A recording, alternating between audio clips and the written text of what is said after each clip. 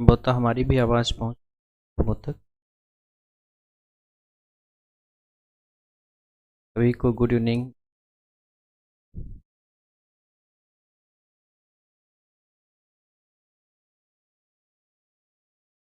बड़ा ही गौरवान्वित महसूस हो रहा है आज आप लोगों को भी। बिल्कुल सही बात है। जो वास्तविकता भी ऐसी ही कुछ है। तो चलें फिर, आज इच्छा हुई कि आज हम आप लोगों को अपने राष्ट्रीय ध्वज के बारे में कुछ अवगत कराएं। इस वजह से आज मुझे भी काफ़ी अच्छा लगा और संभवतः आपको भी अच्छा लगा हो, जोश आया। तो अब हम चलते हैं अपने झंडे की वीरगाथा समझने को। कि अपना झंडा इसका पूरा क्या समाज को जो भी जितने भी प्रश्न बनते हैं, जितने भी आज तक संशय रहे हैं, वो संशय आज के बाद अब नहीं, इसमें कोई संशय भी नहीं है। तो फिर क्लास शुरू की जाए। आवाज़ आप तक मेरी पहुंच पा रही होगी, एक बार आप लोग कंफर्म ज़रूर करा दीजिए और फिर उसके बाद जो है हम करें आप लोगों की क्लास। जितना भी जो कुछ भी है अपने तिरंगे के बारे में और भी जितना गौरवान्वित करना है और भी होगा, चीज़ों को आपको समझाएंगे। आपके जो हमारे पेपर के पॉइंट ऑफ व्यू से इम्पोर्टेंट प्रश्न बनते हैं इस संबंधित भी क्वेश्चन आपको करें। ठीक है, चलिए।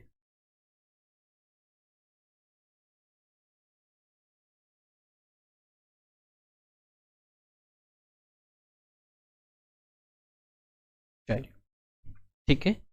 तो मुझे कंफर्म हो चुका है कि मेरी आवाज़ आप लोगों तक पहुंच पा रही है और क्लास शुरू करें। बिल्कुल, बहुत बढ़िया। क्लास के हिसाब से माहौल बन गया। आप लोग भी कुछ जो है सुझाव हमें प्रस्तुत किया करिए। ओके, बढ़िया। ऑडियो और वीडियो दोनों विजिबल है, गुड।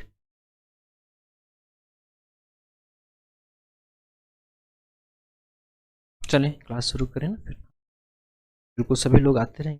लोग अपना जो है कॉपी पेन निकाल के बैठो और हम आपको एक एक बात समझाते चलते हैं, एक एक बिंदु को लिखते चलते हैं, फिर आपको हम चित्र के माध्यम से भी समझाते चलेंगे। देखिए जरा, भारत का क्या है आज जो हमें मिला हुआ है, इसमें हम नमन करते हैं उस महापुरुष को जिसने झंडा बनाया हुआ है ना, अर्थात हम पिंगली वेंकैया को उनको नमन करते हैं। ठीक है, चलें फिर। बिल्कुल, प्राउड टू बी इंडियन है। ठीक है, हम चल रहे हैं क्या, राष्ट्रीय झंडे को पढ़। नाम क्या है अपने राष्ट्रीय झंडे का, जो नाम राष्ट्रीय, क्या नाम है, तिरंगा। राष्ट्रीय झंडा कौन सा, तो तिरंगा है। ठीक है, अंग्रेजी में से ट्राई कलर कहते हैं, तिरंगा है। ठीक है, हम बिंदु समझते हैं तो इसके समझ लें जरा, जस्ट 1 मिनट।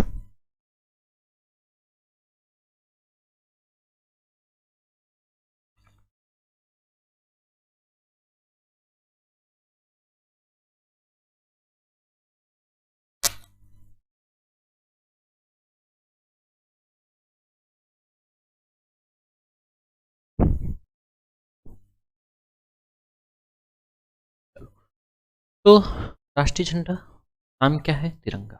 सबसे पहले हम इनकी संरचना के बारे में समझते हैं। संरचना तो वर्तमान में दिख रहा है तिरंगा, तो तिरंगा की संरचना कैसी। तो संरचना में सबसे पहले हमें इसका मापन मालूम होना चाहिए कि इसकी माप क्या है। और माप में ध्यान रखना कि लंबाई और चौड़ाई माना जाता है। ठीक है, मतलब बोले तो लंबाई और अनुपात क्या बताइए, चौड़ाई। इसका जो अनुपात है वो 3:2 माना। ठीक है, सेंटीमीटर में बना रहे हो तो ऐसा, मीटर में बना रहे हो तो ऐसा, फुट में बना रहे हो तो वही होना। ठीक है, लेकिन ध्यान रखना जब पेपर में प्रश्न आए तो वहां पर इस बात का ध्यान रखना बेटा कि कहीं पहले चौड़ाई तो नहीं लिखी है। अगर पहले चौड़ाई लिखी होगी तो फिर ये बात बदल जाएगी। समझ में आ गया ना इतना। अगर चौड़ाई लिखी होगी तो ये बात आपकी बदल जाएगी। राइट, इतना हो गया। अगर हम वर्तमान के झंडे को बनाएं तो कुछ इस प्रकार से हम बनाएंगे, 3:2 के अनुपात में हमें बनाना होगा इसको।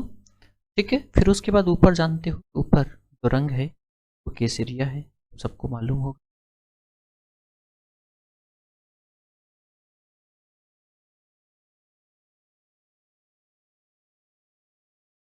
ऊपर कौन सा, सैफ्रॉन यानी केसरिया रंग, और बीच में सफेद मिलेगा।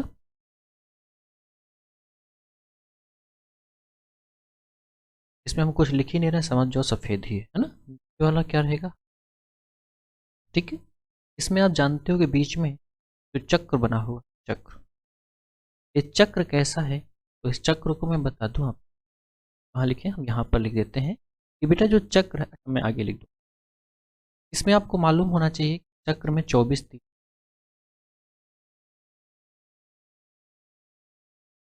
अब आप समझ जाना, क्योंकि 24 बना पाना मुश्किल है, बन जाएंगी लेकिन थोड़ा सा लगता है आपको समझ। तो 24 तीलियां होती चक्र है। अभी इनका हम इम्पोर्टेंस आपको समझाते हैं। तो चाहे तो मैं लिख दूं यहाँ पे कि बीच में कौन होगा, सफेद होगा, ऊपर केसरिया होगा, सफेद होगा, और कौन सा होगा, हरा होगा। ठीक है, यहाँ से हमें समझना होगा कि जो केसरिया होता है वो बलिदान का प्रतीक होता है, सेक्रीफाइस। सैफरन जो है, सैफरन कैसा है, बलिदान का प्रतीक है, या कह सकते हो कि त्याग का प्रतीक, त्याग। ठीक है, ये साहस का प्रतीक है। ओके, सफेद जो होता है बेटा, सफेद शांति का प्रतीक, शांति कह लो या सत्य का, सत्य का प्रतीक है। ठीक है, और जो हरा है, हरा हरियाली ला, हरियाली, हरा कैसा है, तो हरियाली का प्रतीक कौन सा है, हरा, क्या कह सकते हो, उर्वरता का प्रतीक है, उर्वरता, हरा, उर्वरता, विकास, सुख समृद्धि, विकास, क्या क्या बताइए, सुख समृद्धि।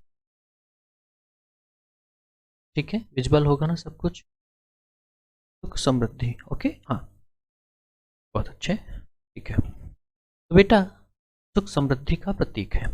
इसके बाद हम इसको, चक्र को हम स्पेशल आपको समझा दें कि जो चक्र है, चक्र ऐसा, इसमें आप जानते हो इसमें कितनी तीलियां हैं, तो आपको कहोगे इसमें 24 तीलियां हैं।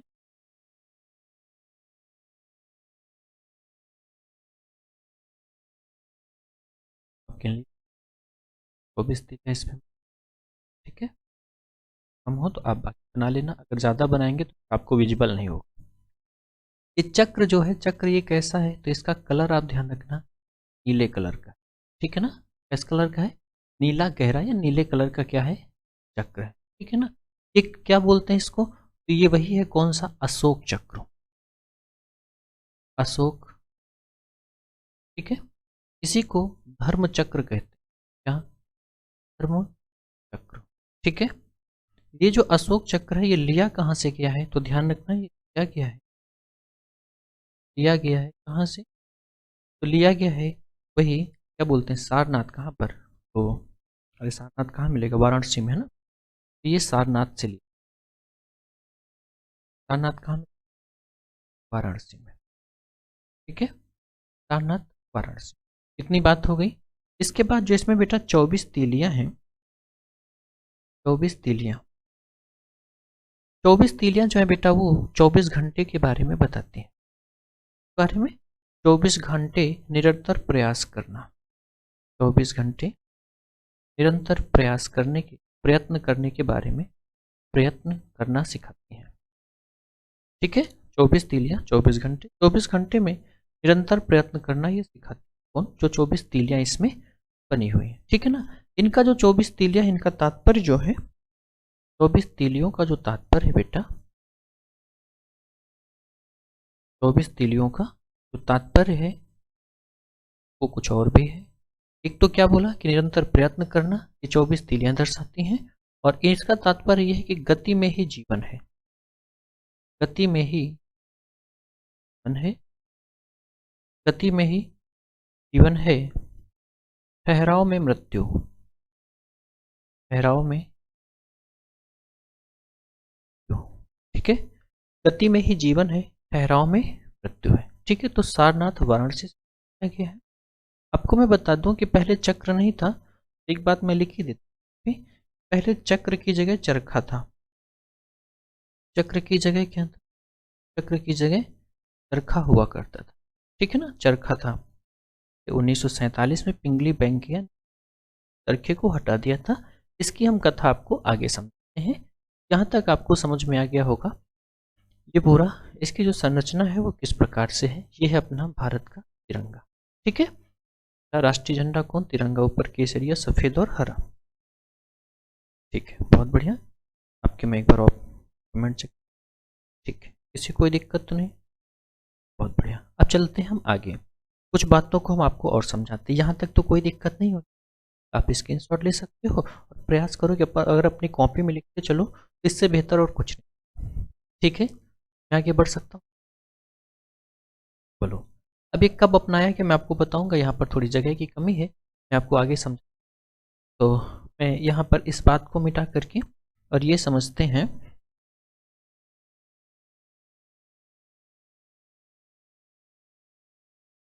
ये जो चक्र है ये सारनाथ से, वाराणसी से लिया, ठीक है। लेकिन हमने कहा भी कि इसके पहले चक्र की जगह क्या था? चरखा था। चक्र की जगह पहले क्या था? चरखा, चरखा था, ठीक है। बाद में बताऊं तो 1947 महोदय कौन थे? पिंगली वेंकैया। पेपर में बहुत प्रश्न आता है पिंगली वेंकैया से, ठीक है ना, कि जो वर्तमान अभी का जो तिरंगा दिखता है उसका डिजाइन किसने किया था? तो पिंगली वेंकैया ने।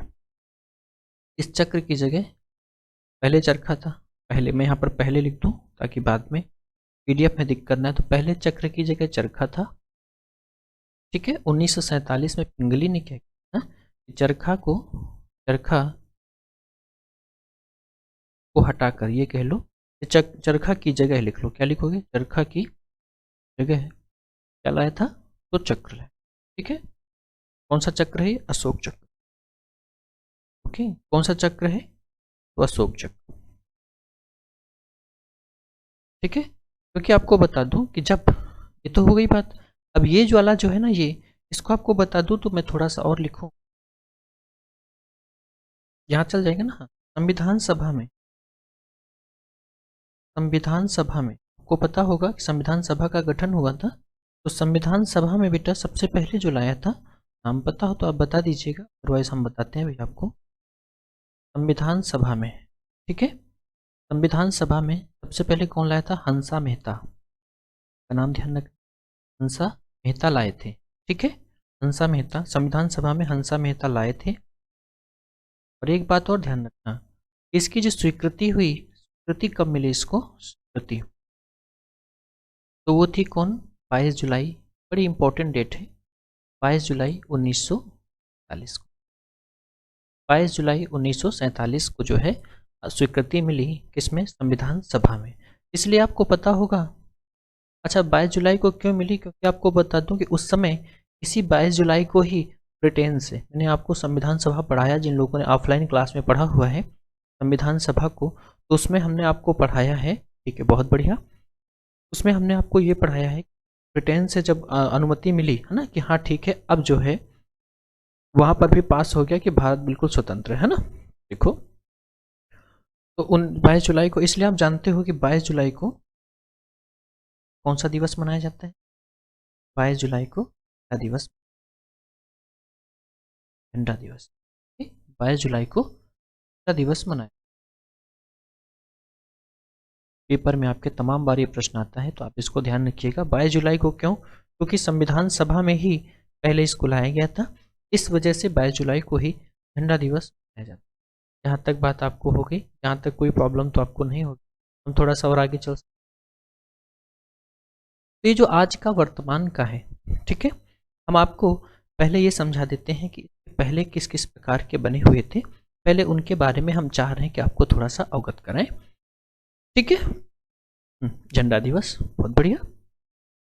अब हम आपको कुछ चित्र दिखाते हैं, उस चित्र के माध्यम से हम समझाने का प्रयास करते हैं कि जरा देखो कि अपना जो पहले का था वो किस प्रकार का है ना। चलें तो जरा आप ध्यान, ठीक है। थोड़ी देर के लिए आपके गुरुजी आपको नहीं दिख, आप लोग परेशान होइएगा, आपको कुछ दिखाया जाएगा उसमें आप, ठीक है। हम कमेंट आपके पढ़ते चलेंगे, आप बिल्कुल परेशान मत होना। अनुमति मिली थी बिल्कुल। अच्छा वो सबको मिली थी। अभी तो हम आगे चलेंगे ना, 2002 वाली बेटा, बहुत बढ़िया, आप लोग याद दिला रहे हैं। हम बिल्कुल, हम आप लोग याद दिला रहे हैं, मुझे याद भी आ रहा है। खैर सबसे पहले आप देखेंगे, आप इसको देखो, देखो मैं बोलता चल रहा हूँ, आप परेशान मत होइएगा।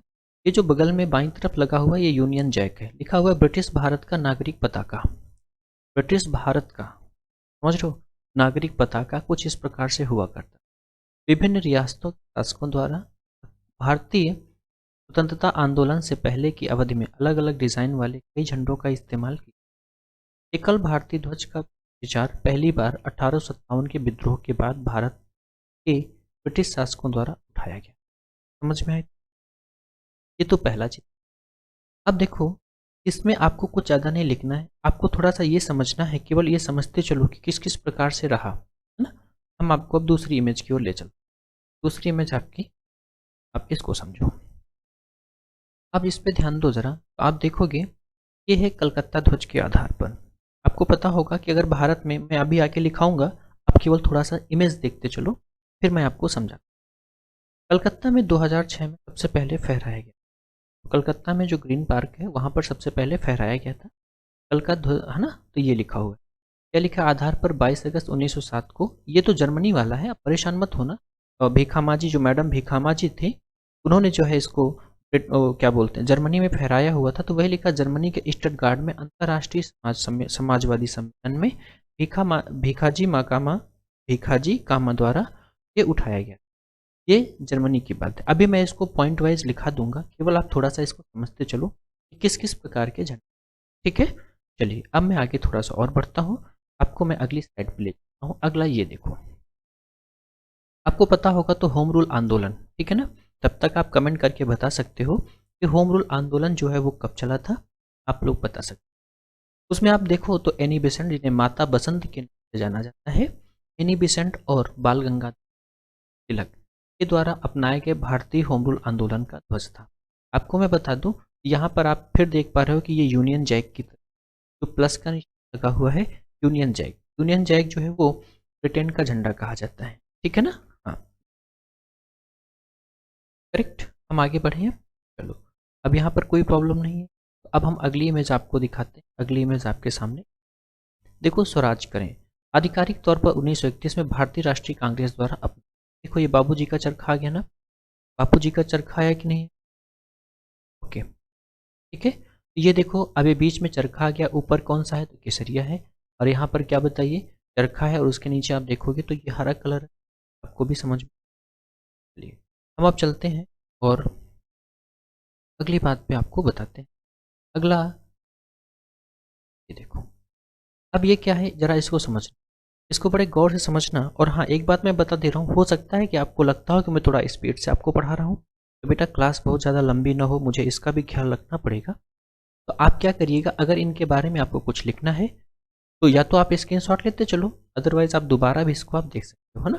ये मैंने आपको सुझाव दिया है, बाकी आपको समझना है। तो लिखा हुआ है कि भारत के झंडे के लिए गवर्नर गवर्नर जनरल थे माउंटबेटन, ठीक है।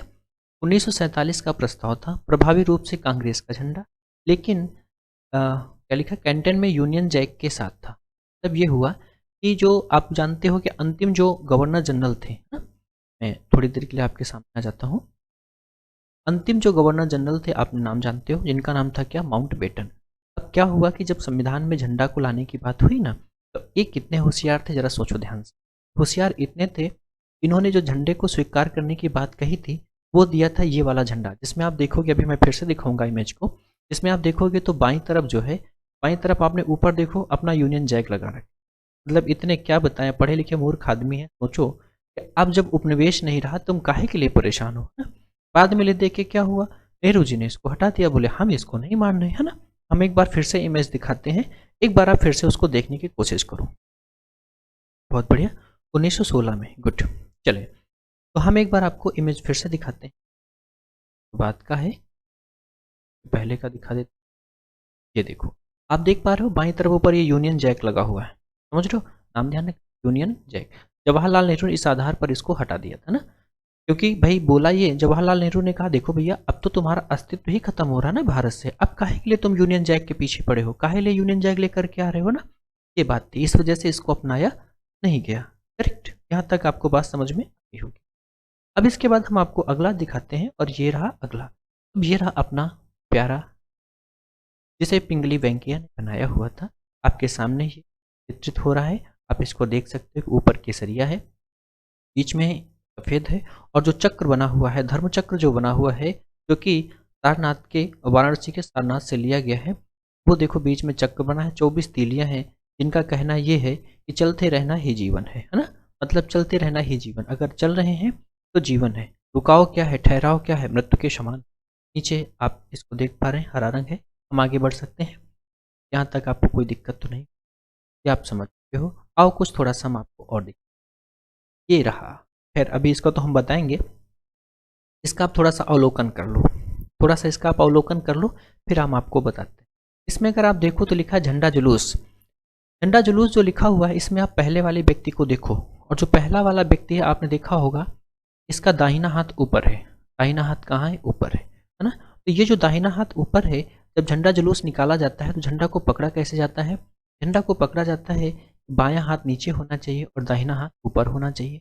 इसी प्रकार से अगर आप देखो तो लास्ट में जो आप देख रहे हो एक चित्र, उसमें भी देखो दाहिना हाथ ऊपर है, और ऐसा नहीं है, ये जो विजिबल है ठीक से दिखने लायक है, मैं उनको दिखा रहा हूँ, बाकी सब में अगर आप देखोगे तो सब लोगों में वैसे ही सिस्टम है ना, सब लोगों ने अशोक की लाट से, बिल्कुल बहुत बढ़िया। तो देखो बेटा यहाँ पर समझो मैं क्या बोल रहा हूँ, ये वाला जो आप देख रहे हो, मतलब कि जब भी जुलूस आपको निकालना है तो झंडे में दाहिना हाथ ऊपर होना चाहिए और बायां हाथ नीचे होना, ये आपको समझ पा रहे होंगे राइट। एक मैं आपको और समझा देता हूँ, ये रहा देखो, 1906 में जो मैंने अभी बताया कि भारत में कलकत्ता में सबसे पहले फहराया गया था, ये रहा पहला राष्ट्रीय ध्वज। आप इसको गौर से देखो, आप अगर इसको देख पा रहे हो तो हरा ऊपर था, पीला बीच में था, और नीचे लाल था। आप देखो एक तरफ वो चंद्रमा दिख रहा है, यार है ना, और एक नहीं आधा चांद दिख रहा है, इधर क्या बोलते हैं सूरज दिख रहा है, तो ये आप देख लो, ठीक है। इस प्रकार से अब आप देखते हो 2007 में जो दूसरा राष्ट्रीय ध्वज था, सॉरी 2007 बोल दिया मैंने, 1907 में है ना, 1907 में भिखामा जी द्वारा जो है ये कहाँ पर, तो जर्मनी के स्टुटगार्ट में फहराया गया। तीसरा आप देख रहे हो 1917 में ऐसा बना था, चौथा 1921 में इस प्रकार से बना था, पांचवा राष्ट्रीय ध्वज जो आप देख रहे हो यहाँ पर क्या बोलते हैं बीच में चरखा है, और जो छठवां है 1947 में राष्ट्रीय ध्वज है। मैंने भी प्रयास किया है कि मैं आपको इन चीज़ों को दिखा करके आपको मैं प्रयास करूं, ठीक है। आप सब कुछ ये समझ गए होंगे, लास्ट में तो देख ही रहे हो है ना, बिल्कुल झंडा एकदम लहलहा रहा है ना। आओ अब हम अभी कुछ और प्रश्नों की ओर चलें, ठीक है। तो ये जो मैंने प्रयास किया संभवतः मुझे भी आशा है कि आपको इससे काफ़ी कुछ समझ में, काफ़ी कुछ आप लोगों ने सीखा भी होगा। अब हम इसको मिटा के कुछ और बिंदुओं से परिचय कराएं, जो कि पेपर के पॉइंट ऑफ व्यू से बड़े इंपॉर्टेंट है, ठीक है। चलें फिर हम, बिल्कुल गुरुजी सामने आ चुके हैं आपके, आप चलें अब दर्शन कर लिए ना, ठीक है। तो ये मतलब आपने ये देखा कि हमारा जो झंडा है, झंडा आज जिसको हम तिरंगा है ना, जिसको हम लेकर के, और क्या बोलते हैं उसको हम लेकर के चलते हैं, या क्या बोलते हैं 26 जनवरी, 15 अगस्त, 2 अक्टूबर को फहराते हैं है ना, तो इसकी विकास यात्रा कैसे थी, किस प्रकार से ये बना है ना, तो ये सारी चीज़ें आपने माइंड किया है, ठीक है। और इसके बाद अब हम कुछ प्रश्नों की ओर चलते हैं, कुछ प्रश्न आपको हम और समझा दें जो कि पेपर में भी इंपॉर्टेंट हैं जो आते हैं, ठीक है।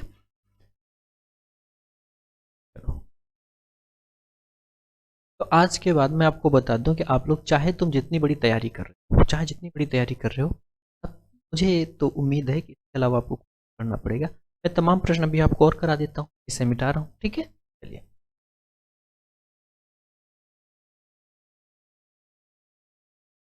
अब कुछ बातें हम आपको और धीरे धीरे समझाते चलते हैं। तो वर्तमान का कैसे मिला ये आपको पता है, बनाया किसने, पिंगली वेंकैया ने। वो जो चित्र थे वो आपको समझ से ये पता चला कि नहीं पहले हमारा झंडा किस प्रकार से था, है ना।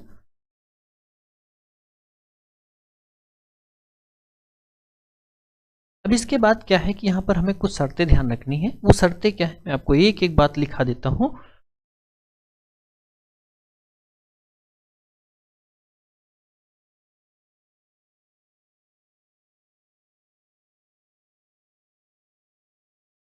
देखो बेटा,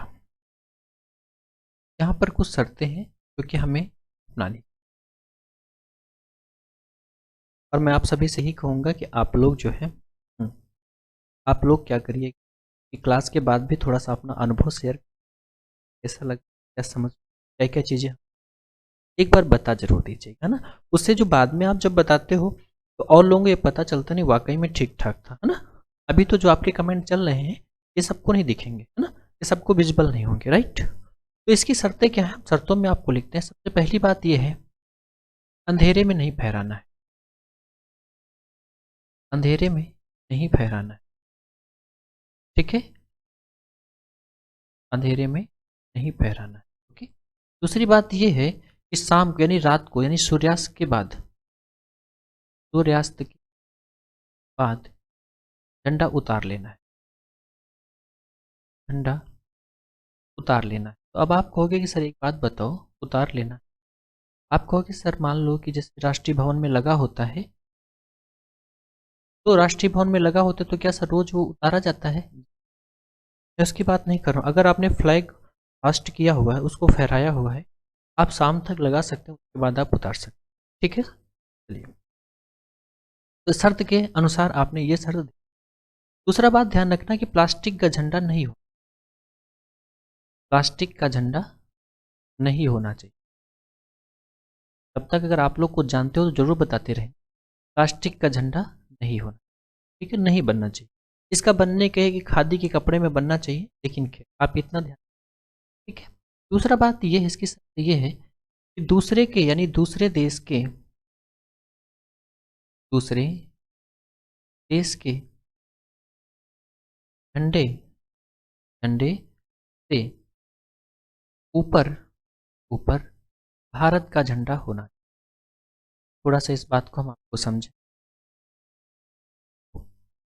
हमने कहा कि दूसरे देश के झंडे से ऊपर अपने भारत का झंडा होना चाहिए।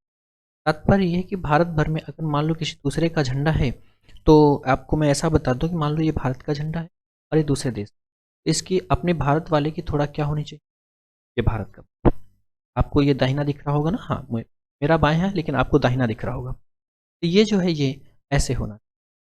और दूसरा बात आप समझोगे, ये जो भारत का झंडा है ये दाहिनी ओर होना चाहिए, अभी मैं आपको बताऊंगा आगे, ठीक है। एक बात तो क्या है, ऊपर होना चाहिए। दूसरा बात आप ध्यान रखिएगा यहाँ पर ऐसा होना चाहिए, लेकिन, लेकिन से एक बात समझिएगा, लेकिन यदि, यदि किसी देश का, किसी देश का राष्ट्राध्यक्ष अगर आता है, किसी देश का राष्ट्राध्यक्ष आता है, तो राष्ट्राध्यक्ष आप समझ पा रहे हो, राष्ट्राध्यक्ष समझ पा रहे हो, मतलब किसी देश का प्रधानमंत्री या राष्ट्रपति अगर वो भारत आता है तो क्या कर, आता है तो तो अपना झंडा, अपना झंडा दाईं ओर, इस तरफ अपना झंडा दाईं ओर होना है, कैसा होना, दाईं ओर, दाईं ओर और बराबर होना चाहिए, और बराबर होना चाहिए, ठीक है। तब क्या होगा, बराबर, इस शर्त पे बराबर होगा, लेकिन केवल झंडा है तो भारत का ऊंचे रहेगा और दूसरे देश का नीचे रहेगा। लेकिन कोई अगर राष्ट्राध्यक्ष आ रहा है तो ऐसी कंडीशन में ये बात करनी है, ये आपको समझ में आ गया होगा। एक बात और समझना, अगर कई झंडे, अगर कई झंडे हो तो क्या करोगे, कई झंडे हो तो तात्पर्य ये बेटा कि मान लो जैसे किसी की बैठक हुई, अगर हम बात करें कि ब्रिक्स की बैठक मान लो भारत में हो रही है, क्योंकि भारत इसका देश है, समझ पा रहे हो ना, हाँ। तो आप जानते हो अगर ब्रिक्स की बैठक है तो उसमें 5 लोग आ रहे हैं, बेटा 5 लोग आ रहे हैं, हाँ 24 जनवरी 1950, क्या है बेटा ये, थोड़ा बताइएगा जरा। तो मैं क्या बोल रहा हूँ, थोड़ा ध्यान समझना कि जब बैठक होती है तो उस समय हर देश के राष्ट्राध्यक्ष आते हैं, जब राष्ट्राध्यक्ष आते हैं तो उनके झंडे होते हैं, इस बात को ध्यान रखें। तो वैसी कंडीशन में क्या होगा, तो जब कई झंडे हों तो एक लाइन में कैसा होना चाहिए, भारत का झंडा कैसा होना चाहिए, एक लाइन में, मतलब कि सभी झंडे एक लाइन में होना चाहिए, एक लाइन में होने चाहिए, होने चाहिए। और भारत का झंडा कैसे होगा, भारत का पहले होगा, भारत का पहले होगा। ये बात कहाँ लागू होगी, ये बात केवल भारत भर में ही लागू होगी, ये नहीं कि कहीं दूसरे देश जाओ बोले नहीं नहीं हमारा आगे होना चाहिए, जी नहीं, आप इसको समझे। ठीक है ना, सीधी लाइन में होना। और दूसरी बात यह है कि सभी का आकार बराबर होना चाहिए। मतलब अब इस कंडीशन में कोई झंडा किसी से बड़ा नहीं होगा, तो सभी का आकार कैसा होना चाहिए बेटा, सभी का आकार बराबर होना, सभी का आकार बेटा बराबर होना चाहिए जब कई एक साथ में हो, है ना। लेकिन एक बात और है, तो यहाँ पर नोट करके एक बात नोट करना, नोट करके एक बात नोट करना, वो ये है बच्चा कि जो संयुक्त राष्ट्र का झंडा है ना, संयुक्त राष्ट्र मालूम है ना, यूएनओ, संयुक्त राष्ट्र के झंडे के बाईं ओर रखना पड़ेगा, बाईं ओर रखना होगा। इस बात को जरा समझो, क्योंकि आप जानते हो कि संयुक्त राष्ट्र है ना बेटा, तो संयुक्त राष्ट्र जो है उसका अगर झंडा है, जो कि वो विश्व को देख रहा है ना, इस वजह से हमने आपको बताया कि भले ही भारत में ही हो, लेकिन अगर ध्यान रखना क्या होता है, भारत का हमेशा दाहिनी तरफ होगा, लेकिन जब ये कब कंडीशन होगी, जब समस्त देश के होंगे, यानी कई देश के झंडे रखे होंगे तब। लेकिन ध्यान रखना बेटा, जब संयुक्त राष्ट्र का झंडा होगा ना, तब क्या होगा, अपना झंडा यानी कि भारत का झंडा वो कैसे होगा, तो वो बाईं तरफ होगा। ठीक है, चलिए, अच्छा ठीक है, चलो, तो ये बात आपको समझ में आ गई होगी। ठीक है, दूसरी बात अगर ध्यान रखना कि जब अपने देश के प्रधानमंत्री, राष्ट्रपति, राष्ट्राध्यक्ष, हम राष्ट्राध्यक्ष लिख लेते हैं, राष्ट्राध्यक्ष जब दूसरे देश जाते हैं, आपको पता है कि जो उनका विमान होता है, विमान में जो झंडा लगा होता है वो कहाँ लगा होता है, तो राष्ट्राध्यक्ष के विमान में,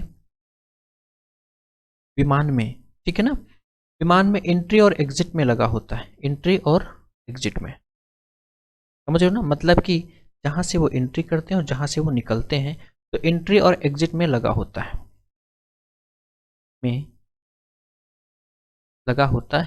ठीक है ना। ये कुछ शर्तें हैं, अभी इतना खत्म नहीं हुआ है, मैं कुछ शर्तें और लिखना चाहूँगा, इसको आप लिख लो, मैं 2-3 शर्तें और बता देता हूँ, और तो मैं बोल दूँ आप इसको लिख लो, मैं लिख ही देता हूँ, चले, ओके। अब मैं आगे थोड़ा सा और लिखता हूँ, तो नोट वाला हो गया, ये बात खत्म हो गई, मैं इसको मिटा करके यहीं पर कुछ लाइनों को और ऐड ऑन कर दे रहा हूँ। ठीक है, हमने भी आपको बताया कि जब क्या होता, फ्लैग मार्च होता है ना, जब झंडा मार्च होता है, तो झंडा मार्च के समय आपने देखा, झंडा मार्च, आपको मैंने अभी एक तस्वीर दिखाई थी, तो उसमें क्या होना चाहिए बेटा, दाहिना हाथ ऊपर होना चाहिए, दाहिना हाथ कहाँ होना चाहिए, ऊपर होना चाहिए। ठीक है, दूसरी बात ध्यान रखना, अगर आप हाथ में नहीं ले सकते हैं तो दाहिनी तरफ कंधे में रखना है, दाहिनी तरफ कंधे में रखना है, ठीक है, कंधे में रखना है। ओके, ये तो बात हो गई। हाँ, एक बात और ध्यान रखना कि झंडे का इस्तेमाल, जैसे आप जानते हो कि जब राष्ट्रीय पर्व होते हैं तो उसमें लोग यहाँ पर लगा लेते हैं ना, सामने यहाँ लगा लेते हैं, यहाँ लगा लेते हैं, तो ध्यान रखना झंडे का प्रयोग जो है कमर के नीचे नहीं होगा, इस बात का ध्यान रखना। तो यहाँ मैं लिख देता हूँ कि झंडे का प्रयोग कमर के नीचे नहीं होगा, कमर के नीचे नहीं होगा। आपको मालूम होगा कि जो बलिदानी होते हैं ना, जिनको राजकीय सम्मान मिलता है, तो उनको भी जब आप देखे होगे कि उनकी ताबूत में जब लगाया जाता है झंडा ना, तो वो भी कमर के ऊपर लगाया जाता है, ऊपर वाले सिरे पर लगाया जाता है, इसको ध्यान रखना। ठीक है, इतनी बातें हो गई। हाँ, तो मतलब हमने बोला ना, ये हो गया कमर के नीचे लगाना है और दाहिना हाथ ऊपर करना, ये इसकी शर्तें हो गई। अब मैं थोड़ा सा आपको और समझाता हूँ झंडा के बारे में, मिटा दूँ मैं इसको,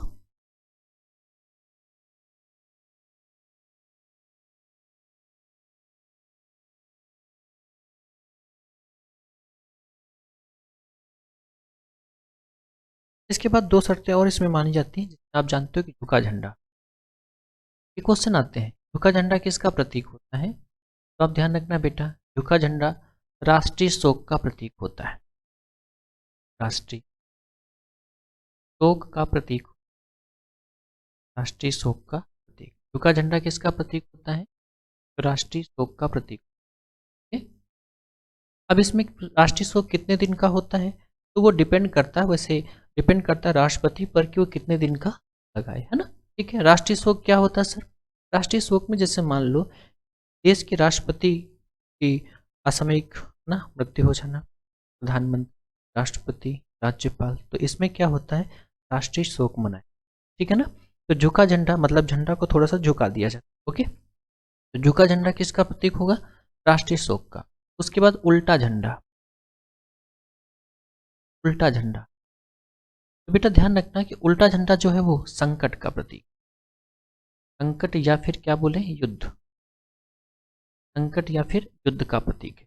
आपको मालूम होगा कि झंडा जो है ऊपर केसरिया होता है ना, तो उल्टा का मतलब ये होगा बेटा कि केसरिया नीचे हो जाएगा। केसरिया कहाँ हो जाएगा, ध्यान रखना केसरिया नीचे हो जाए। ओके, इस बात को आप ध्यान रखो यहाँ तक। इसके बाद आपको बता दूं कि जब संविधान सभा बैठी थी तो उसमें झंडा समिति के जो अध्यक्ष थे, झंडा समिति के, झंडा समिति के जो अध्यक्ष थे, अध्यक्ष, ठीक है ना, डॉक्टर राजेंद्र प्रसाद। कौन था, डॉक्टर राजेंद्र प्रसाद, डॉक्टर राजेंद्र। और अभी जो आपने सबसे पहले राष्ट्रीय सुना, झंडा ऊंचा रहे हमारा, पेपर में प्रश्न आता है, झंडा ऊंचा रहे हमारा, किस, झंडा ऊंचा रहे हमारा किसने लिखा है, तो ध्यान रखना श्यामलाल गुप्ता पार्षद, श्यामलाल गुप्ता पार्षद, पार्षद। अगर श्यामलाल ना है केवल पार्षद लिख के आए समझ जाइएगा, तो श्यामलाल गुप्ता पार्षद ने झंडा ऊंचा रहे हमारा, विजयी विश्व तिरंगा प्यारा। ठीक है, ध्यान रहेगा इतना। ओके, अब हम बताएं कि नेहरू ने क्या कहा। अभी हम कुछ और बातें चलेंगे। तो नेहरू के अनुसार इन्होंने झंडे के लिए कौन सी बात कही है, क्योंकि कभी कभी इनके कथन में आ जाता है इन्होंने झंडे के लिए कौन सी बात कही है। तो ध्यान रखना, इन्होंने कहा कि जो ध्वज है, ध्वज जो है, ध्वज है वो न सिर्फ हमारी, न सिर्फ हमारी स्वतंत्रता, हमारी, न सिर्फ हमारी स्वतंत्रता, न सिर्फ हमारी स्वतंत्रता, न सिर्फ हमारी स्वतंत्रता, बल्कि, बल्कि सभी देशवासियों या लोगों कह लो, सभी लोगों की, लोगों की स्वतंत्रता का प्रतीक, स्वतंत्रता का प्रतीक। ये किसका कहना है, ये नेहरू जी का। ठीक है, ध्यान रखना कभी कभी ये लाइन लिख के आ जाती है, पूछ लेता है कि किसने ये बात कही। ठीक है, आपको बता दूं कि 15 अगस्त के दिन, 15 अगस्त के दिन, ठीक है ना, तो लाल किले से, लाल किले से राष्ट्रीय ध्वज कौन फहराता है, लाल किले से प्रधानमंत्री फहराते हैं ना, यानी मैं पीएम लिख देता हूँ, पूरा लिख दूँ, चलो अच्छा, लाल किले से प्रधानमंत्री फहराते, ओके, प्रधानमंत्री फहराते हैं, फहराते। ठीक है, ध्यान रखना नेहरू के लिए एक और इनका रिकॉर्ड है, सर्वाधिक 17 बार इन्होंने फहराया हुआ है। सर्वाधिक नेहरू जो है इन्होंने सर्वाधिक कितनी बार बेटा, तो लिख लेना 17 बार इन्होंने फहराया, 17 बार फहराया। ठीक है, इतनी बात आपको समझ में आगे चल सकती। थोड़ा सा और बता दूं, यहाँ कमेंट देख लो आप लोगों के, डॉक्टर राजेंद्र प्रसाद बहुत बढ़िया, रामलाल गुप्ता पार्षद।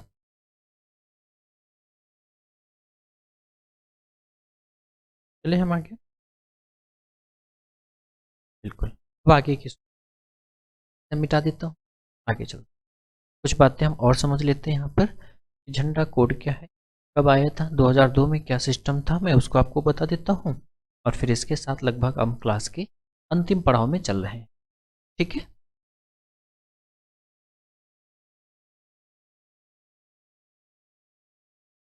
आपको मैं बता दूं 15 अगस्त, बेटा इस बात को ध्यान रख, 15 अगस्त को केंद्र में, केंद्र में प्रधानमंत्री, प्रधानमंत्री, और राज्य में, राज्यों में मुख्यमंत्री फहराते। ठीक है,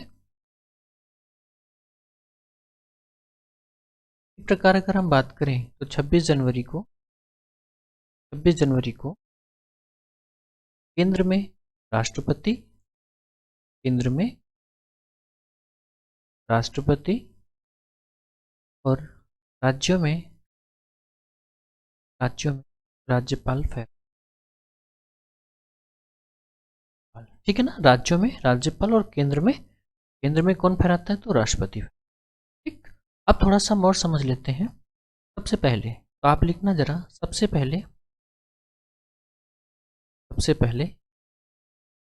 1906 में, सबसे पहले भी ध्यान रखना बेटा 1906 में, तो कलकत्ता में। कहाँ पर बेटा, कलकत्ता। अब तो कोलकाता चाहे कह लो, कलकत्ता के ग्रीन पार्क में कोलकाता कह लो, क्योंकि तब कलकत्ता था, अब कौन है, अब कोलकाता, कोलकाता में। ठीक है, कहाँ पर, तो कोलकाता में स्थान है ग्रीन पार्क में। अगर अब यहाँ तो ये क्वेश्चन तो कम आता है, लेकिन ये क्वेश्चन ज़्यादा आता है कि सबसे पहले विदेश में किस, सबसे पहले विदेश में, सबसे पहले विदेश में बेटा 1907 में, आगे 1900, जर्मनी के स्टडवर्ड में, जर्मनी के स्टडवर्ड, जर्मनी के स्टडवर्ड में। ठीक है ना, क्या था, अंतरराष्ट्रीय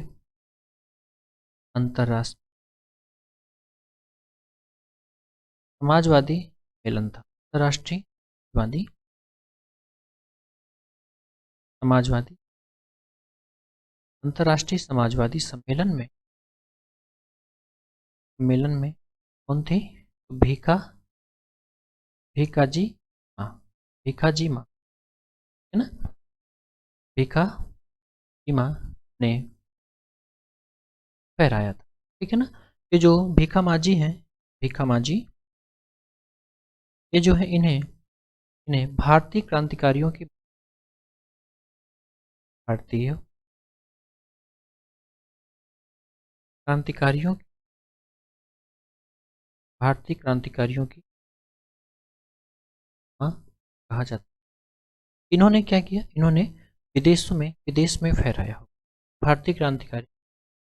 इतनी बात हो गई, तो विदेश में सबसे पहले जो क्वेश्चन आता है, तो ध्यान रखना जर्मनी में कहाँ पर, स्थान क्या, स्टडवर्ड या कभी कभी स्टुटवर्ड लिखा होता तो दिक्कत नहीं करना है। अंतर्राष्ट्रीय समाजवादी सम्मेलन था, उसमें भारत की तरफ से भीखा मांझी गए थे, गई थी, और ये जो है इन्होंने 1907 में। ठीक है, यहाँ तक आपको बात कंप्लीट हुई। भारत में 1906 में, और विश्व में पहली बार अगर भारत के झंडे की बात करेंगे तो 1907 में। ठीक, ठीक, बहुत बढ़िया।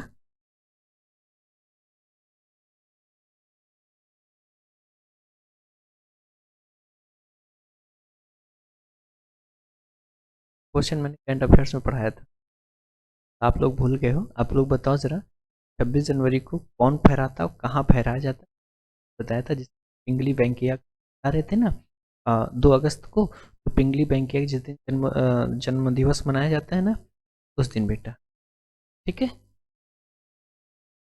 बात कर रहा हूँ क्या बेटा, कानपुर में। ठीक है, तो इसका आंसर आप लोग करो जरा।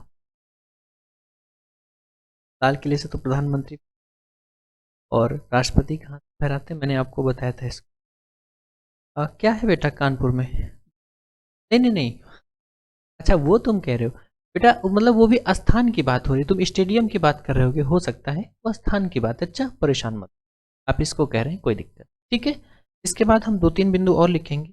भारतीय भारतीय ध्वज संहिता,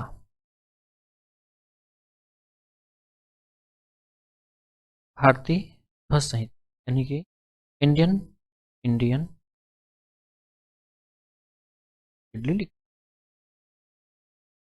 Indian flag code, Indian flag code 2002, इसको ध्यान रखना बेटा। इंडियन फ्लैग 2000 कोड 2002, इसके अनुसार जो है, इसके अनुसार, के अनुसार 26 जनवरी, 26 जनवरी लिख लो, 26 जनवरी 2002 से, 26 जनवरी 2002 से समस्त नागरिक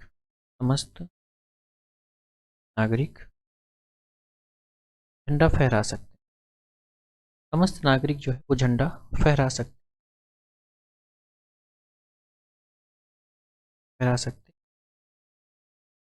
संसद भवन में, अपने अपने ऑफिस में, कोई संस्था फहरा लो। ये बात यहाँ तक हो गई, ठीक है। लेकिन ध्यान रखना, ये तो हो गया, अगर झंडे का अपमान करो तो फिर अपराध की श्रेणी, और अपराध की श्रेणी बेटा जेल जाना है ना। तो मैं इसको मिटा करके एक क्वेश्चन और बचा है, मैं सोच रहा हूँ उसको भी खड़ा मिटा दिया जाए ना इसको। आप लोग आंसर आए कि नहीं है जरा मैं देख लूँ एक बार कमेंट, आप क्या चल रहा है।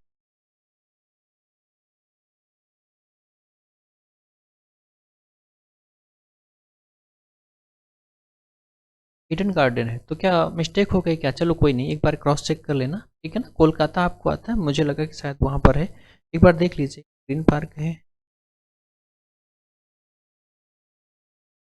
हाँ चलो कोई बात, हाँ 7 अगस्त तो ठीक है, 7 अगस्त 1906 को पारसी बागान चौक, ग्रीन पार्क लिखा था, तुम भी तो लिख रहे हो, कोई बात नहीं चलो। अब एक प्रश्न और है, उसको ध्यान रखना, 2004 का घटना है। 2004 में सुप्रीम कोर्ट ने क्या, 2004 सुप्रीम कोर्ट ने झंडा फहराना, फहराना झंडा फहराना मूल अधिकार या मौलिक अधिकार में, मूल या क्या बोलते हैं, मौलिक अधिकार, मौलिक अधिकार को के अंतर्गत रखा है। तब अगर आप झंडा फहरा रहे हैं तो ऐसा नहीं कि कोई आए और आपको मना करे, एक झंडा किस हिसाब से फहरा रहे हो, तो 2004 सुप्रीम कोर्ट का फैसला अंतर्गत है ना, मूल अधिकार है कि अगर आप जो है आप चाहो तो झंडा फहरा सकते हो किसी को।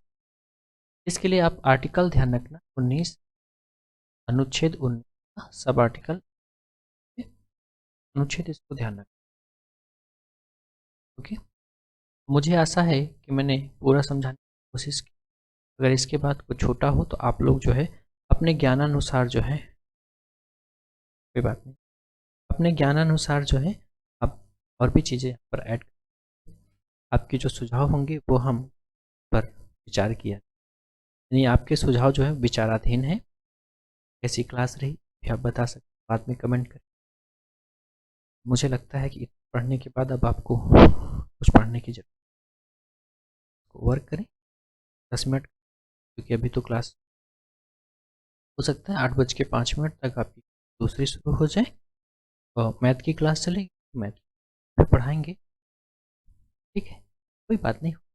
हाँ, आप लोगों के लिए एक होमवर्क आपको करना है, अभी क्वेश्चन पूछ कि सर 15 अगस्त को और 26 जनवरी को कहाँ से कहाँ कराया, तो मैं आपको एक क्वेश्चन दे दूँ, बाद में कमेंट बॉक्स में आप लोग ज़रूर अपनी फंडामेंटल ड्यूटी के तहत जो है आप बात जरूर, ठीक है ना। उसमें आपको ये बताना है 26 जनवरी कौन कहाँ पर और कहाँ से फहराया जाता है, और 26 जनवरी को कहाँ पर और कौन फहराता है, समझ में आया? ठीक है, तो अब इसको थोड़ी देर के लिए रोकना, मिनट बाद आपकी दूसरी क्लास 8:05 तक तो होने की, ऐसा आप विचार व्यक्त करिए। और जैसा कि आपको बताया गया था कि इतिहास पहली बार है तो जो है प्रकार की पढ़ने को मिली होगी, मेरा भी यही मानना है, तो अभी तक आपने नहीं पढ़ा होगा जैसा कि आपको ये विदित है,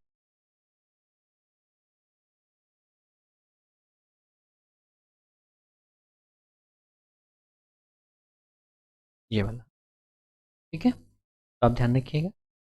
तो आज के लिए फिर आप लोगों से इस क्लास के लिए विदा, को शुभ रात्रि, भी सोना नहीं है, दूसरी क्लास लोग जो है पढ़ेंगे, ठीक है? तो अंत, जय हिंद, भारत, भारत